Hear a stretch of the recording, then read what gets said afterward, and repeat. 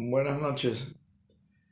Continuando con mi análisis sobre la guerra en Ucrania entre Estados Unidos como co-beligerante, la NATO como co-beligerante, Ucrania beligerante contra Rusia. Bueno, así están las cosas. Dejé pasar un par de semanas para ver cómo se iban desarrollando los acontecimientos y se podía ir aclarando un poco la situación. La situación se ha agravado, se ha vuelto mucho más intensa, no solamente en el plano militar, sino también en el plano político, en el económico, y justamente se hace cada vez más peligrosa. Comenzando por el plano militar, las fuerzas de Rusia en la operación especial, así la denominan, porque no es una guerra, eh, eh, así lo interpreta la dirigencia de Rusia, sino una operación especial con objetivos limitados, pero estos están cambiando de acuerdo a las circunstancias. Eh, se han, Se han concentrado en la zona de Donbass, al sur de Kharkiv, llegando hasta el mar Caspio, el mar de Azov y y el mar Negro, hasta la zona de Kherson. La zona de Kherson es vital porque está al lado de Crimea y es donde se abastece el agua. Justamente ese en Oblast eh, seguramente va a quedar en poder de Rusia de forma indirecta. Seguramente van a generar otra república independiente, seguramente. Y ya han establecido un puente hacia Crimea desde Donetsk y Lugansk. Mariupol es el puerto más importante en el mar de Azov. Ucrania tenía, porque ya no lo tiene más, un puerto donde exportaban los granos que en Mariupol, en Kherson y en Odessa. Odessa está bloqueada. Si bien eh, desde el punto de vista militar, desde Odessa consiguieron con un misil tierra-mar destruir el barco insignia de la flota del Mar Negro, y ahora Estados Unidos reconoce que aportó la inteligencia eh, para, para pasarle los datos en la ubicación y más elementos. Primero lo afirmaron, después lo negaron, como todas las informaciones se afirman, se niegan, se contradicen. Bueno, pero el hecho está que Estados Unidos es co-beligerante y justamente durante 8 años ha armado a la fuerza, especialmente al ejército en Ucrania, eh, y en estos 8 años ha conseguido formar un ejército que está respondiendo a las exigencias. No del todo, incluso no tenían expectativas de que iba a oponer semejante resistencia. Eh, entonces, ya como dijimos, se están concentrando las fuerzas rusas en toda la zona del Donbass, y ya es una zona, se están enfrentando a campo abierto. Si bien hay poblaciones, no olvidemos que el 30% de la población en Ucrania es rural. Así que hay gran cantidad de poblaciones, pero estamos hablando de zonas planas y extensas, como es prácticamente toda Ucrania. desde el punto de vista militar, siguen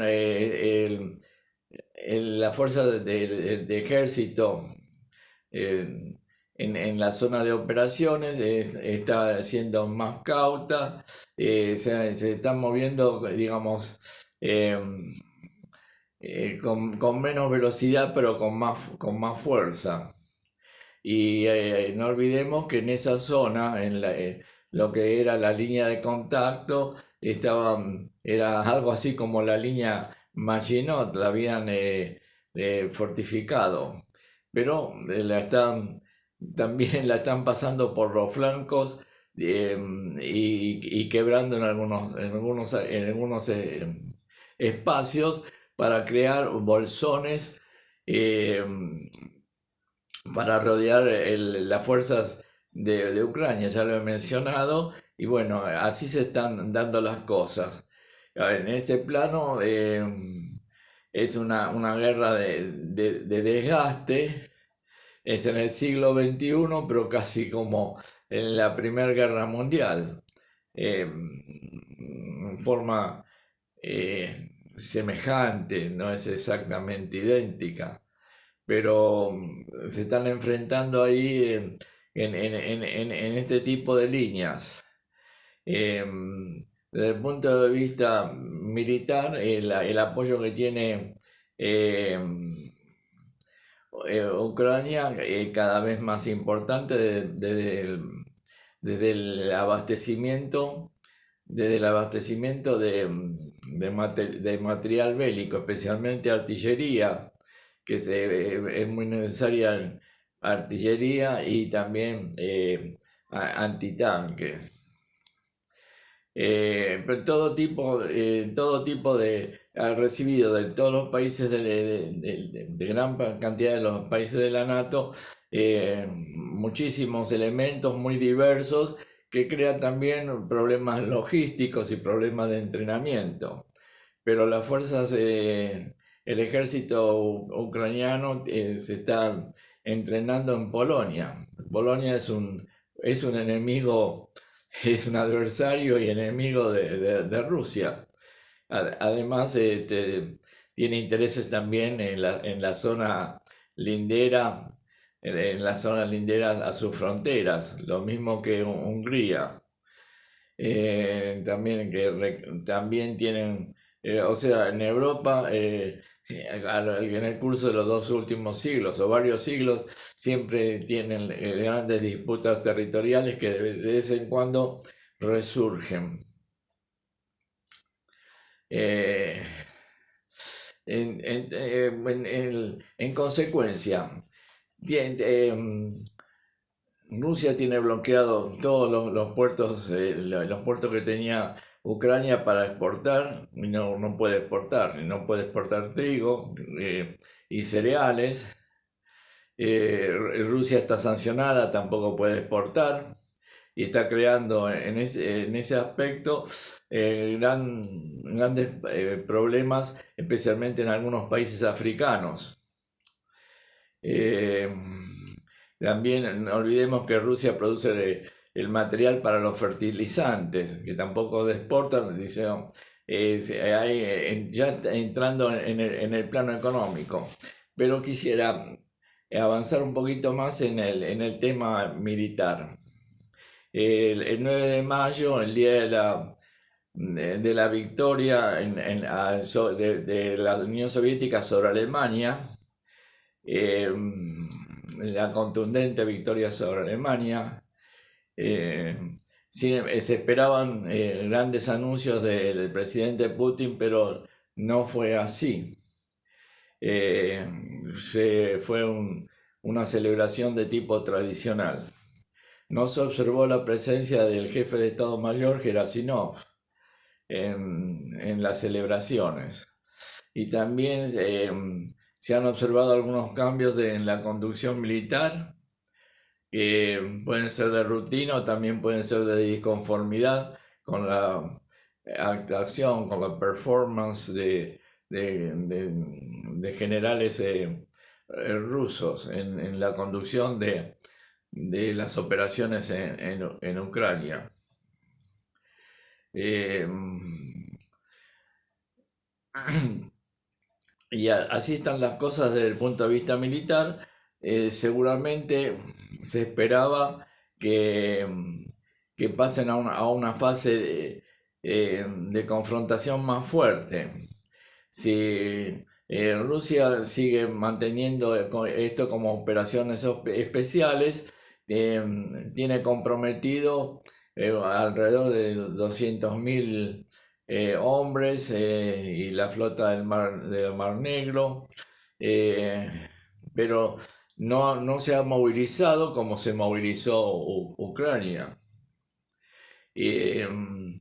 Entonces, las operaciones se hacen, en este caso, en la actualidad, se han transformado en operaciones lentas, pero no olvidemos que un ejército es como una aplanadora. Va hacia adelante, retrocede y va hacia los costados, aplanando todo a su paso. Y bueno, esto es la forma que trato de explicar eh, la conducción del ejército de Rusia en la actualidad en la zona de operaciones, con alrededor de unos 100, entre 90 y 100 batallones, de alrededor de 1000 hombres cada uno, muy combinados de armas muy integrados, especialmente todas armas pesadas, tal vez con poca infantería. La infantería generalmente la ha proporcionado las repúblicas de Donetsk, Lugansk con sus milicias y las fuerzas que traen de la Federación Rusa de la República de Chechnya. Mariupol ya en algún momento algo sucede ahí porque no hacen, hay líderes internacionales llaman al presidente Putin para que les dé una evacuación no sé, a los civiles ya lo han hecho, pero a los militares heridos y alguien muy importante debe estar ahí. Algo está sucediendo porque llaman al presidente, el primer ministro de Alemania, Macron de Francia, en fin, hay muchos intereses en, en ese enclave, en esa fábrica metalúrgica ya de 100 años de antigüedad del tiempo soviético. Y están ahí el regimiento, batallón de Azov, que siguen siendo los neonazis que fueron integrados en el ejército ucraniano. Ahora, en las otras operaciones se retiraron de Kharkiv, de las zonas aledañas a Kharkiv y las fuerzas se están trasladando al sur. Y así están las cosas. Siempre se trata de ver las intenciones. Bueno, podemos ver los movimientos y eso nos puede indicar ciertas intenciones. A veces los movimientos son justamente para desorientar.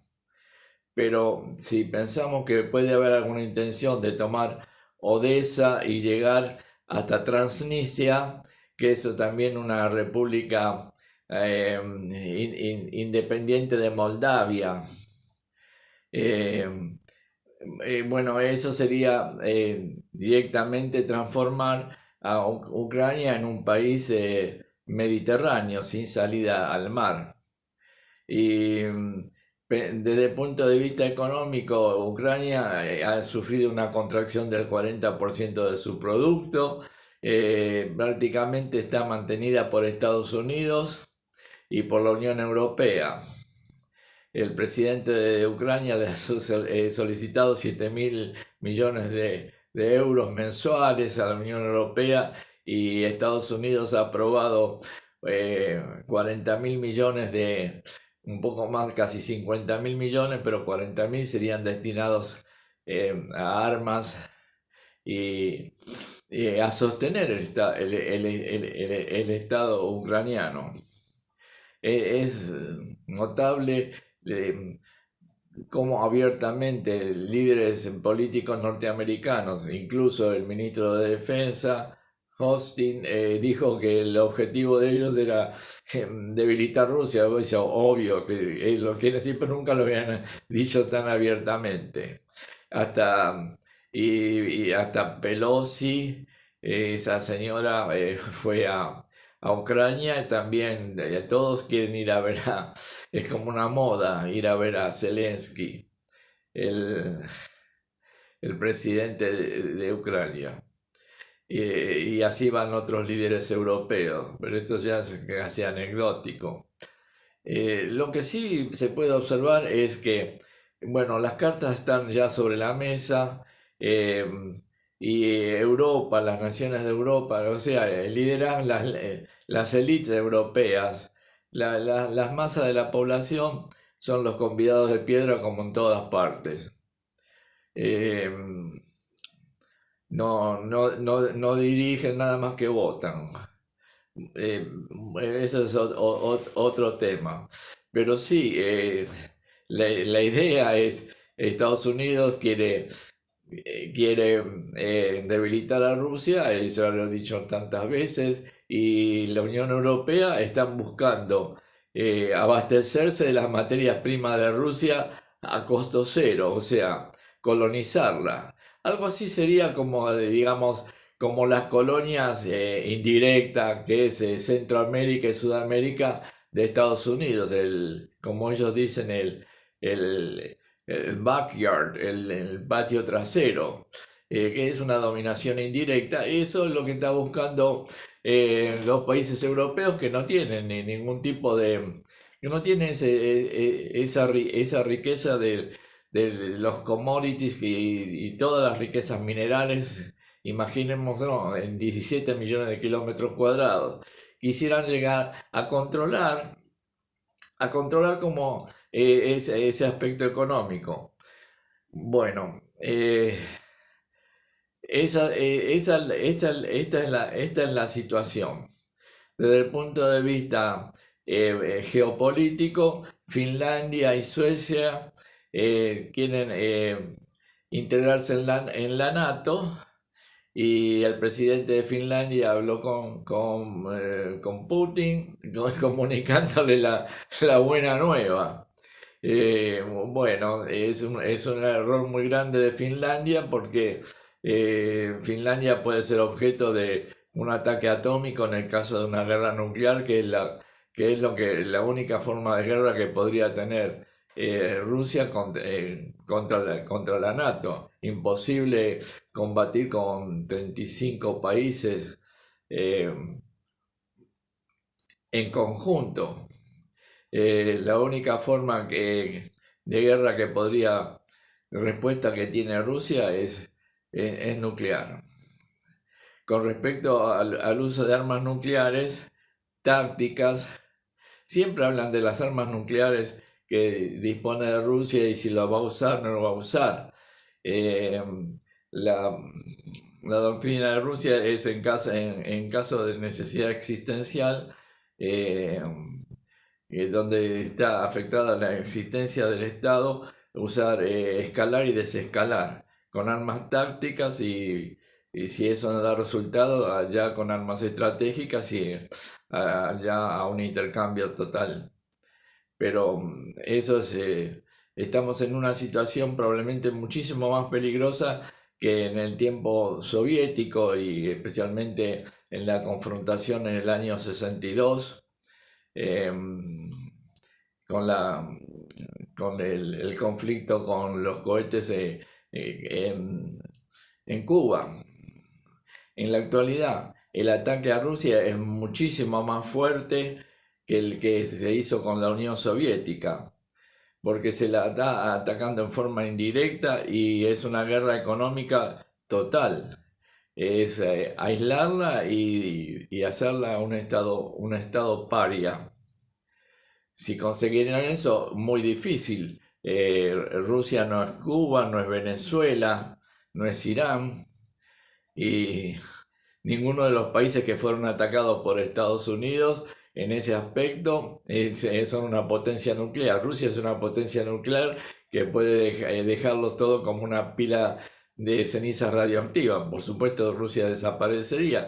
Yo menciono esto porque ya no, ni se menciona. Se habla como si fuera algo, sí, una guerra nuclear, sí, emplearán armas nucleares, me refiero a las noticias periodísticas, es algo terrible, es catastrófico, y se habla con una ligereza eh, eh, difícil de aceptar.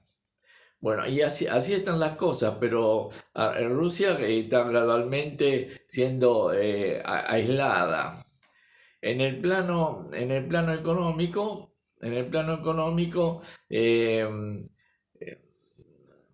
pidió que le abonen el gas en rublos, se opusieron al principio, le cortó el suministro de gas a Bulgaria y a Polonia, y ahora la Unión Europea acepta que pueden pagarle en euros, porque dicen que si le pagan en euros y los convierten en rublos, están pagando en euros. Ese es un detalle técnico absurdo. Y porque se han dado cuenta de que necesitan el petróleo y el gas, aunque están aceptando pagar muchísimo más por el gas licuado que Estados Unidos puede proveer, pero eso lleva mucho tiempo. Probablemente yo tendría que hacer algún videíto sectorizado en la parte económica, militar y política. Trataré de integrarlo de esa manera. Y así están las cosas, cada día más peligrosas. Con respecto a Rusia, mi impresión es que eh, tiene dos alternativas: o aceptar en cierta forma y salir de esta guerra eh, más o menos airosa, pero si no se impone categóricamente va a ser muy difícil. Entonces la alternativa es, si esto se hace una guerra de desgaste, tendrán que aceptar pasar a una fase de guerra activa con movilización de las fuerzas económicas y militares de Rusia, la movilización total. Y para eso también tiene que adoptar las políticas defensivas de un país asediado. Pero para hacer eso, todavía la población rusa, la pregunta es, ¿están en condiciones de hacerlo después de 30 años de vida al estilo occidental? Las, las minorías dominantes en Rusia, la oligarquía y la pequeña minoría que tiene poder también, además de la oligarquía, y las clases medias incipientes de las grandes ciudades, están acostumbrados a un estilo de vida que yo me pregunto si tienen la misma fuerza, la misma voluntad que era en el tiempo de la era soviética. Mi impresión es que no, pero en fin, esa es una apreciación personal. Y tendrá que ser una economía dirigida, no puede ser una economía de mercado, tiene que ser una economía dirigida como hizo Estados Unidos. Estados Unidos hizo una economía dirigida y racionada en la Segunda Guerra Mundial. Y Rusia tendrá que hacer algo al respecto.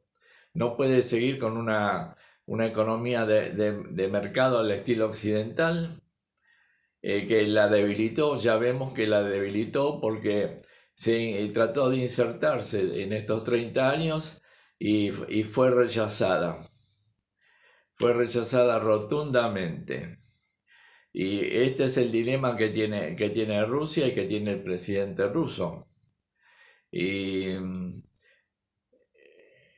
el tiempo no va a dar la respuesta. eh, a ver cómo reacciona la sociedad rusa actual del siglo XXI ante estas circunstancias. ¿Estará a la altura de, de levantar el guante como lo hizo la Unión Soviética cuando Alemania los invadió? Alemania y los aliados, entre ellos eh, Finlandia fue cuasi aliada de Alemania antes de la Segunda Guerra Mundial, y los países del Báltico también, Estonia, Lituania, Lituania. Eh, Así que era Alemania, también tenían fuerzas de Rumania, Bulgaria, Hungría, que pelearon a favor del eje. Y bueno, la historia se repite. Ahora están en la NATO.